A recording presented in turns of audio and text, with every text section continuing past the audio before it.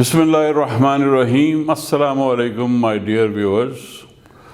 In the 9th segment of our serialized presentation, we shall first of all review the impact of the famous letters of Iqbal to Jinnah, which proved to be a turning point in the history of the subcontinent and were published as a book by Quaid Azam himself, the only one of its kind. Thereafter, we shall trace the history of the consolidation of Muslim League from 1937 onwards as the only major representative of the Muslims of India.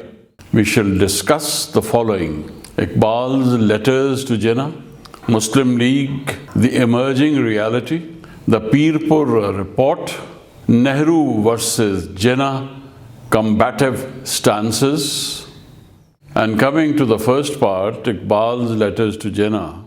In June 1936, Jinnah was in Lahore presiding over the parliamentary board meeting. Before coming to the Punjab, the Quaid had been receiving encouraging letters from Allama Iqbal, who wrote to him on 23rd May 1936, "I am glad to see that your work is progressing.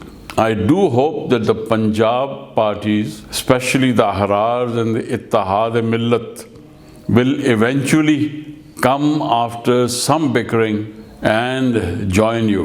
In another letter on 9th June, Iqbal wrote to Jinnah, "It, that is the Muslim League, must warn the Muslims of India that unless the present scheme is adopted, the Muslims will lose all that they have gained during the last 15 years. This shows that the two giants of Muslim politics of those days, the Quaid and the poet of Pakistan, Iqbal, saw eye to eye on what the Muslim stand should be regarding the 1935 Indian Act." In the same letter, Iqbal suggested to the Quaid that his statement in the Punjab on the new reforms should bring out the following facts, which were: indirect election to the Central Assembly has made it absolutely essential that Muslim representatives returned to the provincial assemblies should be bound by an all-India Muslim policy and program so that they should return to the Central Assembly only those Muslims who would be pledged to support the specific Muslim questions connected with the central subjects and arising out of their position as the second great nation of India. The second part was that question of Waqf law arising out of Shaheed Ganj, culture, language, mosques and personal law should be attended to. At the conclusion of its deliberations, the parliamentary board in Lahore issued a statement which contained the program of work that those elected to the assemblies on the Muslim League ticket should undertake, and also fully explain the League's stand on the Government of India Act 1935. After the meeting of the board, Jinnah was once again on his tour, organizing Muslims of India under the auspices of the League.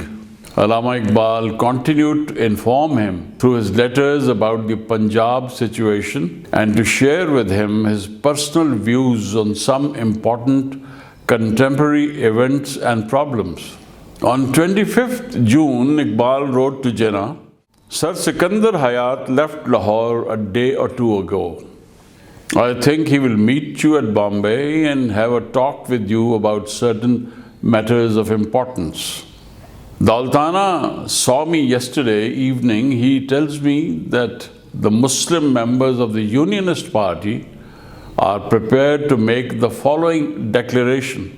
The declaration was enunciated in these words: that in all matters specific to the Muslim community as in all India minority, they will be bound by the decision of the League and will never make any pact with any non-Muslim group in the Provincial Assembly, provided the League, within brackets the Provincial, makes the following declaration: that those returned to the provincial assembly on the League ticket will cooperate with that party, our group, which has the largest number of Muslims. In the meantime, my dear viewers, Iqbal was doing his best to see that Sir Sikandar Hayat Khan allowed Punjab leaders to unconditionally support the League. He seemed to run into difficulties as the Unionists were not in a mood to disband their party and to join the Muslim League. The political outlook of the Unionists became manifestly clear: protection of the interests of the land-owning class. While Jinnah was traveling all over India, Iqbal was concentrating his energies on the Muslims of the Punjab, so that at least Muslims of the majority provinces should stand solidly behind the League. The poet, philosopher, in spite of his failing health, continued to indomitably play his part for the national regeneration of the Muslim nation. The letter said, while we are ready to cooperate with other progressive parties in the country, we must not ignore the fact that the whole future of Islam as a moral and political force in Asia rests very largely on a complete organization of Indian Muslims. In his letter of 22nd April 1937, Iqbal warned Jinnah, as the situation is becoming grave and the Muslim feeling in the Punjab is rapidly becoming pro-Congress for reasons which it is unnecessary to detail. The first general elections had been fought in February 1937 under the Government of India Act 1935, and the Congress had secured absolute majorities in 5 out of 11 provinces, while the Muslim League had not fared well. The situation confronting the Muslims was very grave. Iqbal wrote to the Quaid on 28th May 1937. Thank you so much for your letter which reached me in due course. I have no doubt that you fully realize the gravity of the situation as far as Muslim India is concerned. The League will have to finally decide whether it will remain a body representing the upper classes of Indian Muslims or Muslim masses who have so far, with good reason, taken no interest in it. Personally, I believe that a political organization which gives no promise of improving the lot of the average Muslim cannot attract our masses. He further said, happily, there is a solution to the enforcement of the law of Islam and its further development in the light of modern ideas. After a long and careful study of Islamic law, I have come to the conclusion that if this system of law is properly understood and applied, at least the right to subsistence is secured to everybody. But the enforcement and development of the Shariat of Islam is impossible in this country without a free Muslim state or states. This has been my honest conviction for many years, and I still believe this to be the only way to solve the problem of bread for Muslims, as well as to secure a peaceful India. If such a thing is impossible in India, the only other alternative is a civil war, which, as a matter of fact, has been going on for some time in the shape of Hindu-Muslim riots. I fear that in certain parts of the country, for example, northwest India, Palestine may be repeated. For Islam, the acceptance of social democracy in some suitable form and consistent with the legal principles of Islam is not a revolution, but a return to the original purity of Islam. But as I have said above, in order to make it possible for Muslim India to solve the problems it is necessary to redistribute the country and to provide one or more Muslim states with absolute majorities. Don't you think that the time for such a demand has already arrived? Perhaps this is the best reply you can give to the atheistic socialism of Jawaharlal Nehru. Anyhow, I have given you my own thoughts in the hope that you will give them serious consideration, either in your address or in the discussions of the coming session of the League. Muslim India hopes that at this serious juncture, your genius will discover some way out of our present difficulties. In another letter, soon after Iqbal wrote to Jinnah, "You are the only Muslim in India today to whom the community has a right to look for safe guidance through the storm which is coming to northwest India and perhaps to the whole of India. I tell you that we are actually living in a state of civil war." Iqbal wrote to Quaid on 11th August. The enthusiasm for the League is rapidly increasing in the Punjab, and I have no doubt that the holding of the session in Lahore will be a turning point in the history of the League and an important step towards mass contact. Iqbal was the one man at the time to whom Jinnah could open his mind without any reservation. However, on 30th October 1937, Iqbal once again wrote to him, "We must carry on the work of organization more vigorously than ever and should not rest till Muslim governments are established in the 5 provinces and reforms are granted to Balochistan. The rumor is that part of the Unionist Party does not mean to sign the League Creed. So far, Sir Sikandar and his party have not signed. The Unionist Party, comprising mostly of wealthy landowners, was the ultimate bane for the Muslims of Punjab." Jinnah exposed the Congress game and said as much. After the Congress was flushed with its majority in 6 provinces, Jinnah said, it deliberately decided to ignore, nay, decided to non-cooperate with the Muslim League parties in the various provincial legislatures, and they have violated the justice and fair treatment to the minorities urged and promised by Mahatma Gandhi. Congress went to the extent of enticing some stray Mussalman to exchange a pledge overnight to accept ministry the next morning. The Quaid expressed his annoyance at Jawaharlal Nehru, who as president of the Congress had issued an arrogant statement against the Muslims, the League and Jinnah himself. "What can I say to that busybody president?" was Mr. Jinnah's rejoinder. "He seems to carry the responsibility of the whole world on his shoulders and must poke his nose in everything except minding his own business." Jinnah had always valued men of honor, integrity, and unwavering allegiance and loyalty. He would much rather do with less than have faithless turncoats in droves. This is what Jinnah's final words were going to be in this particular communication.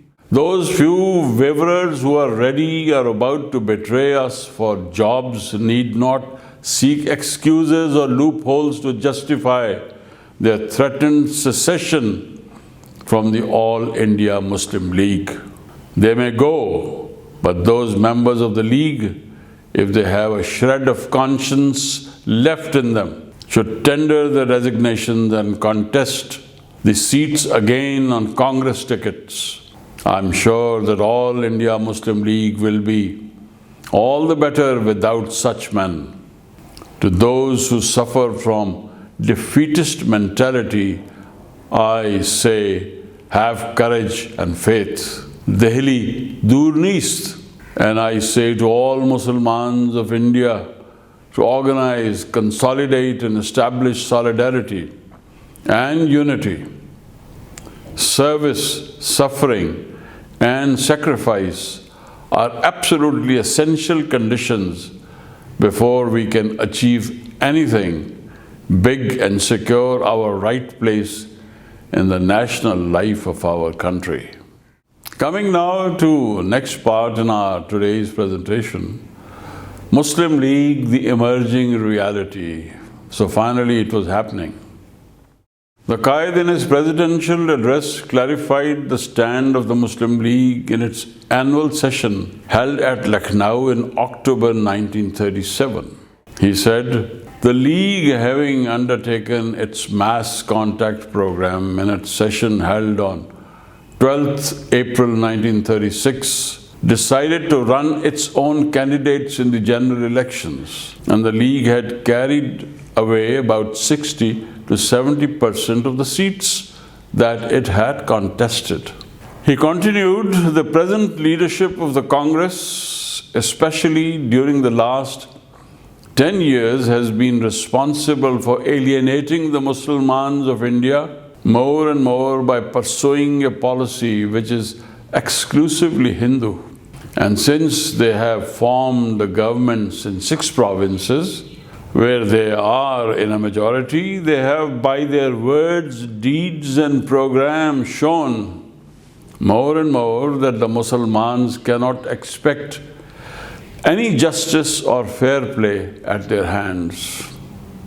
Wherever they are in majority and wherever it suited them, they refused to cooperate with the Muslim League parties and demanded unconditional surrender and signing of their pledges. Congress ministries had worked in such a way that Muslims were groaning under anti-Muslim activities, such as thrusting Hindi on Muslims against their will, singing of Bande Mataram, a pro-Hindu and anti-Muslim song, making Muslims salute the Congress flag, and other measures that had deeply injured the feelings of the Muslims all over India. Raising his voice, Jinnah said, I want the Muslims to believe in themselves and take their destiny in their own hands. We want men of faith and resolution who have the courage and determination and who would fight single-handed for their convictions, though at the moment the whole world may be against them. We must develop power and strength till the Muslims are fully organized and have acquired that power and strength which must come from the solidarity and the unity of people. He concluded his presidential address, my dear viewers, by these words, to the Muslims of India in every province, in every district, in every tahsil, in every town, I say your foremost duty is to formulate a constructive and ameliorative program of work for the people's welfare and to devise ways and means of social, economic and political uplift of the Muslims. I entreat and implore that every man, woman and child should rally around one common platform and flag of the All India Muslim League and list yourselves by hundreds and thousands as quickly as you can as members of the All India Muslim League. Provincial leagues and district leagues, organize yourselves, establish your solidarity and complete unity. Equip yourselves as trained and disciplined soldiers. Create the feeling of esprit de corps and of comradeship amongst yourselves. Work loyally and for the cause of your people and your country. No individual or people can achieve anything without industry, suffering and sacrifice. There are forces which may bully you, tyrannize over you and intimidate you, and you may even have to suffer. But it is by going through the crucible of fire of persecution which may be leveled against you, tyranny that may be exercised, the threats and intimidations that may unnerve you, And it is by resisting, by overcoming, by facing these disadvantages, hardships, and by suffering and maintaining your true convictions and loyalty that a nation will emerge worthy of its past glory and history and will live to make the future history greater and more glorious, not only of India, but in the annals of the world. 80 millions of Muslims in India have nothing to fear. They have their destiny in their hands, and as a well-knit, solid, organized, united force can face any danger and withstand any opposition to its united front and wishes.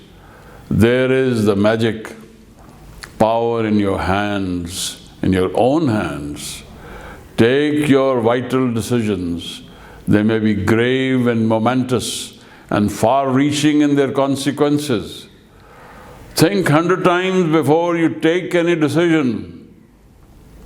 But once a decision is taken, stand by it as one man. Be true and loyal, and I feel confident that success is with you. The presidential address of the Quaid was a major declaration by the Muslim League, which was to be the guideline for all its future policies and activities. Another redeeming feature of this session was the emergence of the League as the coming power in Indian politics, wherein many Muslim legislators from the Punjab and Bengal came to attend the League session, which was a redeeming feature, the first ever to have happened thus far. Although the chief ministers of those two provinces were not officially members of the Muslim League, yet they attended the Lucknow session and were prominently seated on the dais. The Quaid was active in enlisting their support for the League, and before they left Lucknow, both Maulvi Fazlul Haq and Sikandar, along with their supporters who were in Lucknow, signed the League package and its pledge. Coming now to a very important report which actually exposed the Hindu atrocities in their respective provinces where they were ruling, which is known in history as the Pirpur report. The Council of the All India Muslim League took into account all these complaints against Congress ministries, and on 20th March 1938, it resolved to appoint a committee with the Raja Sahab of Pirpur as its chairman. The members of this committee were tasked and asked to tour the Congress majority provinces, to investigate into the grievances received and to report to the All India Muslim League. On 15th November 1938, the Pirpur report was submitted. It said that Muslims were compelled to sing Bande Mataram, certain stanzas of which were undoubtedly derogatory to Muslims and injured their religious susceptibilities. The report went on to say that Muslims were forced to salute the Congress flag, which is in fact the Hindu flag, injuring deeply the feelings of Muslims that were compelled to salute it. The Pirpur report condemned in scathing terms the Vidya Mandir scheme of the central provinces, which under the cover of removing illiteracy in that province was making Muslim boys and girls to conform to practices bordering on idol worship, which was definitely repugnant to Islam. Hindu-Muslim rights that were sporadically engineered by Hindus, resulting in the killing and looting of Muslims in minority provinces, were another target of attack in the Pirpur report. The Pirpur report also dwelt extensively as to how Congress ministries, under the guise of encouraging Hindi, were aiming at extermination of Urdu as a language. The Quaid, in his speeches and press statements subsequent to the Pirpur report, spoke vehemently against Congress atrocities and its anti-Muslim attitude, as clearly indicated in the Pirpur report, which was based on irrefutable evidence that the committee had collected. The accusations leveled by the Pirpur report disturbed the complacency of the Congress High Command, although they continued to put up a brave face, repudiating allegations made against Congress ministries. Nehru versus Jinnah, combative stances. A sort of political battle of extreme intensity had started in India. At this time, Jawaharlal Nehru was playing a dominant role in Congress politics. As a matter of fact, his influence in the Congress was next in importance to only that of Mr. Gandhi. But he always suffered from an excessive sense of self-importance. He was combative, explosive, proud, sensitive, and assertive. In a fit of arrogance, he threw a challenge when he said, "There are only two parties in the country, the Congress and the British." The Quaid, undaunted as he always was, accepted the challenge. "No," he thundered in protest, "there is a third party, namely the Mussalmans. We are not going to be dictated to by anybody. We are not going to be camp followers of any party." Gandhi had termed Jinnah's presidential address at the Lucknow session as a declaration of war. On the other hand, the Quaid took Jawaharlal Nehru's taunt that there were only two parties in India as a declaration of war. The two organizations and their leaders had reached the point of your return. Thank you very much, my dear viewers, for having patiently, hopefully, watched this very important segment that I had the honor of presenting to you just now. There is much more to follow because the last phase of our fight against oppression, Congress rule, and the British imperialism started right from here. And we have much more to share with you in the subsequent episodes and segments. Thank you very much. See you, inshallah, next time.